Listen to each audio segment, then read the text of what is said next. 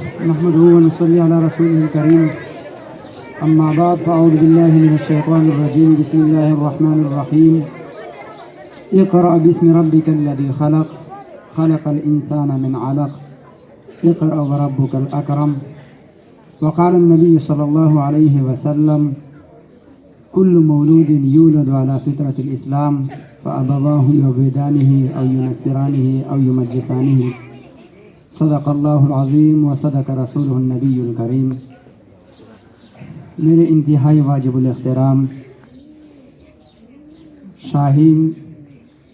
Educator public school کے principal جناب سر فرید اللہ صاحب اور جناب مولانا شمس اللہ صاحب اور اس ادارے کے تمام معزز اساتذہ کرام اور یہاں ہمارے تشریف فرما مہمانان گرامی، پنڈال میں موجود ہمارے مستقبل کے معمار بھائیوں دوستوں، یقیناً میں کوئی لمبی چوڑی تقریر نہیں کروں گا، صرف ایک دو باتیں آپ کے سامنے عرض کروں گا۔ سب سے پہلے آج کی اس عظیم الشان شاندار اور پروقار تقریب میں شریک ہو کر یقیناً مجھے خوشی اور مسرت محسوس ہو رہی ہے۔ مجھے تو پرسوں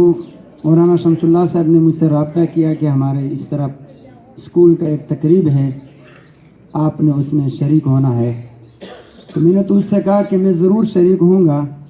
لیکن کسی اور مہمان کو بلائے میں تو آؤں گا ضرور،